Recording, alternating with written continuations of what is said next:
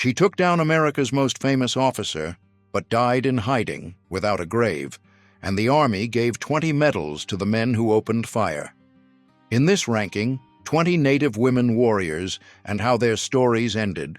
Some died in battle, others in prison. And number 1 isn't a person, it's an entire massacre. At number 20, the most peaceful death on this list, and maybe the most unlikely.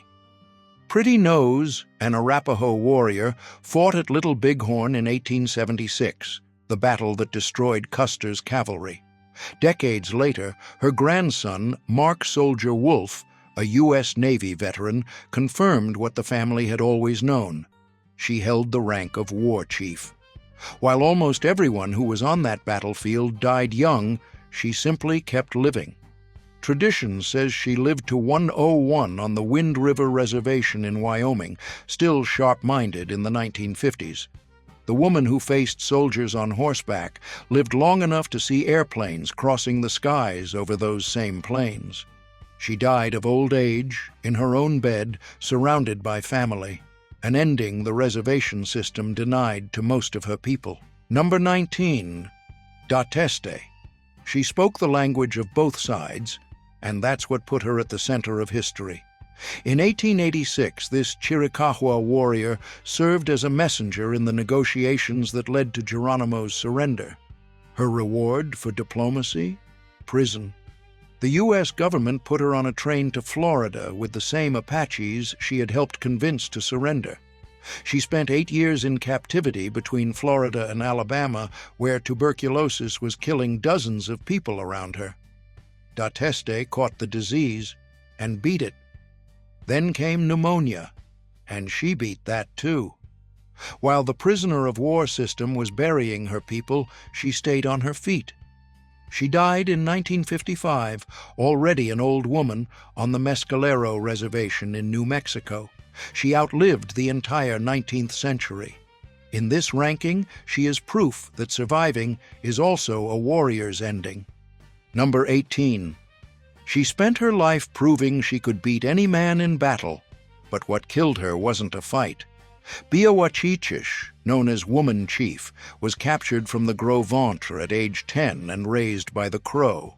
She grew up hunting and fighting better than many veterans and rose to the 3rd highest position on the council of a nation of 300 lodges with 4 wives and her own war parties. For 2 decades, no enemy managed to bring her down. In 1854, she accepted the most dangerous mission of her career, riding unarmed, in the name of peace, into Gros Ventre territory, the people she herself had been born into. They recognized her, and that was exactly why they set the ambush that killed her. Tradition records that not even her fame protected her. To the Gros Ventre, she wasn't a legend. She was a traitor fighting for the other side. In the end, the math is simple. Peace was deadlier than 20 years of battle. Number 17.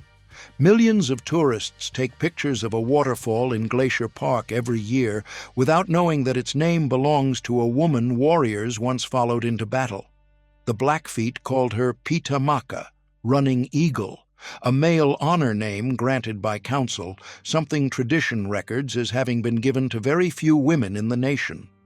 Widowed while still young, she traded mourning for war and went on to lead raiding parties, mounted and armed like any chief. Around 1878, during an expedition against the Flathead, she fell in battle at the head of her men. In the eyes of her people, she died the way she lived, in command. It's the first battlefield death in this ranking, and from here on, the price of each story only gets higher. Today, Running Eagle Falls carries her name, but almost no one pointing a camera at the water knows who she was. War took the warrior. Forgetting almost took the rest of the story. Number 16, Ehiopsta, Yellow Hair. In 1869, during a fight against the Shoshone, this Cheyenne woman took down an adult warrior with her own lance. And here's the detail not many people know. She counted coup before the council through the same ritual reserved for men.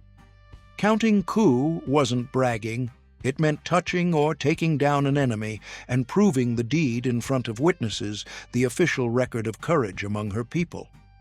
She passed the test. Few women in the history of the plains earned that recognition.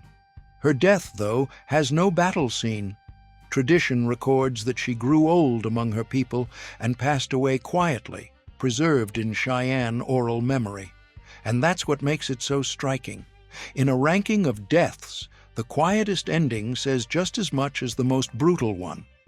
In an era when warriors rarely lived to old age, dying in bed was the final proof that she had beaten both the battlefield and time. Number 15. At the Battle of the Rosebud on June 17, 1876, a Crow woman went into battle without a rifle and without a bow, carrying only a coup stick. Her name, the Other Magpie. She rode against the Lakota, spitting into the air, saying that was her ammunition, and touched an armed warrior before he fell. Tradition records that during the victory dance, she cut the scalp into several pieces so more people could celebrate. She was fighting for revenge. The Lakota had killed her brother shortly before. And here's the strange part. After 1876, she disappears from the records. No documents, no date of death, no known grave. The bravest woman at Rosebud simply disappears from the page. While the generals from that day got biographies and statues, she didn't even get a final line. That shows how the system worked. What the victors didn't write down turned to dust. She survived the battle, but she didn't survive the archive. Number 14. Kolstar of the Yakima Nation. Tradition records that on September 5, 1858, at the Battle of Spokane Plains, she rode into battle alongside her husband, Chief Kamiakin, armed with a stone club. When a U.S. Army howitzer knocked a tree down on top of him, she was the one who dragged him out of the line of fire and treated his wounds with her own medicine. Kolstar was a healer, and that day she saved the leader of the resistance on the Columbia Plateau. But here's what almost no one tells you. She didn't die in battle. She died around 1865 from illness in exile at Rock Lake, while Kamiakin refused life on the reservation and watched his people's lands being taken one by one. No bullet ever reached her. What killed her was the end of the world that had made her a warrior. With no free nation and no war left to fight, the woman who faced cannons met a quiet end, far from the battle she had won. Number 13. Guyen. She entered the Comanche camp alone, right in the middle of a victory dance, and killed the chief who was carrying her husband's scalp. No Apache warrior had tried anything like that.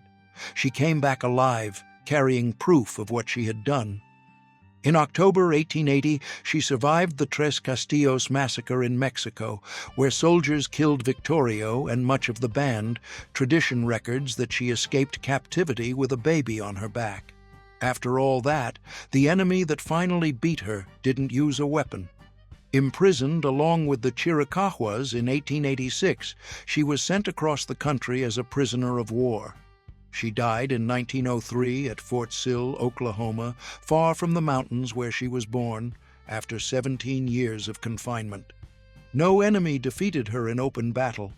It was the routine of captivity, illness, waiting, a place that wasn't hers, that did the job. The cage killed the woman war couldn't. Number 12. Sarah Winnemucca. In 1878, a Paiute woman rode nearly 200 miles in 3 days, crossing through a war zone to get her father's camp out of a trap. The U.S. Army hired her as a scout and interpreter. Few people knew that land as well as she did. After the war, she did something no Native woman had done before. She went to Washington, gave nearly 300 lectures, and wrote the first book published by a Native woman in the United States, exposing the government agents who were stealing the rations meant for her people. On October 16, 1891, at age 47, she died suddenly at her sister's home in Idaho. Tradition records tuberculosis. The school she had founded, the first run by native people, had already closed because of lack of funding. She died too soon to see any promise fulfilled. And some point out, of all the possible deaths, this was the one that suited. Number 11. In 1785, a 24-year-old Tongva healer convinced warriors from 6 villages to attack Mission San Gabriel in Spanish California. Her name was Toypurina. Questioned by soldiers, she didn't ask for forgiveness. The record says she hated the priests for living on my native land. The punishment wasn't hanging, but something slower, permanent exile, hundreds of miles from home, with orders never to return. And this is where the part almost no one tells begins. Baptized as Regina Josefa and married to a Spanish soldier, she lived for 14 years, trapped inside the very system she had tried to bring down, until she died on May 22, 1799, in the Monterrey area at around 39 years old. The rebel died 14 years before her body did. Exile was the first death, and 1799 simply finished the job. There was no massacre or lynching. The empire chose to erase this woman little by little, until only her Christian name was left in the... Number 10. Nanyehi, whom Americans called Nancy Ward. In 1755, at the Battle of Taliwa, she was 18 when her husband fell dead beside her. She picked up his rifle and kept fighting. Because of that, the Cherokee named her War Woman, and later Beloved Woman, the highest position a woman could hold. She spent decades negotiating with the Americans, trying to save her people's land through words, not war. She died in the spring of 1822 near Benton, Tennessee, sick and elderly, in a roadside tavern on land that was no longer Cherokee. Tradition records that at the moment of her death, a white light rose from her body and flew toward her homeland. She died watching settlers swallow up, piece by piece, everything she had spent her life protecting through treaties. 16 years later came the Trail of Tears, and her people were forcibly driven west. She didn't live to see it, and maybe that was the only mercy. Number 9. Lozan. For 30 years, this Chiricahua Apache warrior rode alongside her brother, Chief Victorio, and later Geronimo, and no American or Mexican soldier ever managed to capture her in battle. Tradition records that she crossed rivers under fire to get ammunition and guided women and children through nighttime escapes across the desert. In September 1886, she surrendered by choice, along with the last free Apache group. Think about that. The most powerful army on the continent didn't beat her with bullets. It beat her with walls. Sent as a prisoner of war to Mount Vernon Barracks in Alabama, she became sick in the humid conditions of confinement. On June 17, 1889, tuberculosis killed her. No treaty bears her name. No headstone marks her grave. She had beaten the cavalry, the desert, hunger, and 3 decades of being hunted. 30 years of war, and the enemy that defeated her was microscopic. At number 8, Mochi, the only native woman the U.S. Army officially recorded as a prisoner of war. She survived the Sand Creek Massacre in 1864, watched her family die in front of her, and spent the next 11 years fighting as a Cheyenne warrior. In 1875, she was sent in chains to Fort Marion in Florida, a damp, overcrowded fortress where tuberculosis spread freely. When they released her in 1878, she went back home, but not whole. Her lungs were already destroyed. The disease took its toll in slow motion. In 1881, 3 years after her release, Mochi died of tuberculosis on the reservation. Years later, the Apache warrior Lozan would meet the same fate. Imprisoned, sickened in captivity, killed by the same disease. It wasn't a coincidence. It was a method. The prison was built to keep killing even after the gates opened, and what happened inside those walls explains the rest of this list. Number 7. Cynthia Ann Parker. She was 9 years old when the Comanches took her from Texas in 1836. 25 years later, she was no longer a captive. She was the wife of a chief and the mother of 3 children, one of them Quanah Parker, the last great Comanche leader. In December 1860, the Texas Rangers attacked a camp on the Pease River and forcibly rescued her. Rescued from what? The white rescue never asked what she wanted. Captivity had simply changed languages. She tried several times to escape back. Her family began watching her the way you watch a prisoner. In 1864, her daughter, Prairie Flower, died of illness. Tradition records that after that, Cynthia stopped eating, refusing meal after meal. She died in 1870 or 1871, probably from the flu, her body already weakened by the starvation she had chosen. There was no bullet or blade, just the slowest death on this list, the hunger to belong.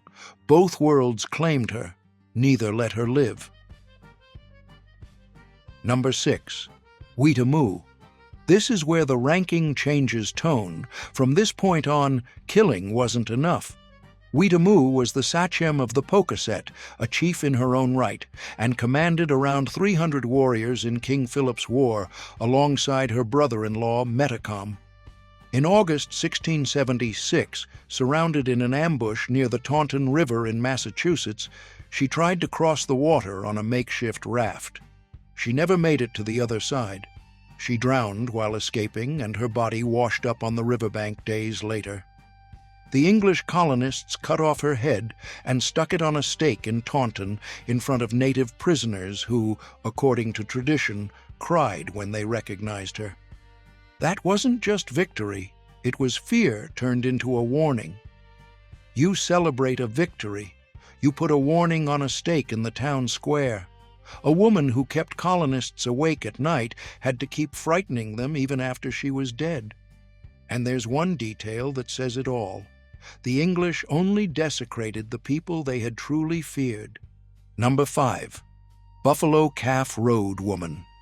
In 1876, at the Battle of the Rosebud, this young Cheyenne woman rode through gunfire to save her fallen brother. Her people call that day the battle where the girl saved her brother. Days later, she fought at Little Bighorn, where the 7th Cavalry was wiped out. And in 2005, Cheyenne elders broke more than a century of silence and revealed it was her blow that knocked George Custer off his horse. Now pay attention to how her story ended. In January 1879, her people escaped confinement at Fort Robinson, Nebraska, in the dead of winter. Months later, still on the run with her husband and children, she died of diphtheria, a disease that spread through the camps and prisons where the Army forced the Cheyenne. No battle, no goodbye. The woman who brought down America's most famous officer died sick, in hiding, far from home. Custer got statues. She didn't even get a headstone. Number 4. Juanita of Downieville. During the California Gold Rush, she was one of the few Mexican women in a town of thousands of miners, and in less than 24 hours, that sealed her fate. In the early hours of July 5, 1851, after the Independence Day celebration, miner Frederick Cannon broke down the door to her home. When he came back hours later, the argument ended with a knife in his chest. Before nightfall, around 2,000 men had set up a trial in the town square. A doctor declared that she was pregnant. The crowd drove him out of town under threats, and the verdict came within hours: hanging. Juanita walked alone onto the bridge over the Yuba River, adjusted the rope around her own neck, and said goodbye to the crowd. From the break-in to the noose, not even a full day had passed. Tradition records that she was the only woman hanged during the California Gold Rush. They called it justice, but history uses another name: a lynching with an audience. Number 3. Moving Robe Woman. On June 25, 1876, when she learned that her brother Deeds had been killed by Custer's soldiers, she cut her hair, painted her face red, and rode at the front of the warriors at Little Bighorn. Rain in the Face, who fought alongside her, said that seeing her in battle made the men look like cowards if they stayed behind. She survived the greatest native victory against the U.S. Army. And this is where the story hits a wall. After the wars, her trail simply disappears. Tradition records two versions. One says she died in exile in Canada with Sitting Bull's band. The other says she grew old anonymously on the Standing Rock Reservation, with no one ever writing down the date of her death. Think about that. The government documented every soldier who fell with Custer, name by name. But the woman who helped defeat them didn't even get an obituary. The system that lost the battle won the historical record. Erasing someone from the page was the weapon that worked. Number 2. The Elders of Sand Creek. Not every death in this ranking has a name, and that's exactly what makes this one the heaviest. On November 29, 1864, in Colorado Territory, Colonel John Chivington attacked a Cheyenne and Arapaho camp that was flying both a white flag and an American flag. Chief Black Kettle had received assurances of peace from the government itself just weeks earlier. Official reports counted around 230 dead, most of them women, children, and elderly people. Among them were the elder women, the women who carried the medicine, the genealogies, and the rituals of the Cheyenne people. Oral tradition records several names. Army documents simply wrote down casualties. Congress itself investigated and condemned the massacre, but no one was punished. Think about what was lost there. Every elder carried centuries of knowledge that wasn't written down anywhere. That day, entire libraries were killed, and all they wrote down was the number. Number 1. This is where the ranking changes. The most brutal death in the West doesn't belong to one warrior. It belongs to all of them at once. December 29, 1890, Wounded Knee, South Dakota. The cavalry surrounded Spotted Elk's camp to disarm the Lakota. One isolated shot, and the Hotchkiss guns opened fire on tents filled with families. The camp was flying a white flag when the shooting started. Around 300 people were killed, most of them women and children. And here's the detail school books leave out. Many were hunted down more than 2 miles from the camp, running through the snow, shot in the back. A blizzard covered the bodies. Days later, a civilian crew collected them frozen and buried them in a mass grave. They found babies alive beneath their dead mothers. The Army awarded 20 Medals of Honor to the men who fired that day. It wasn't a battle. It was the end of an era. The most brutal death in the West has 20 medals hanging from it.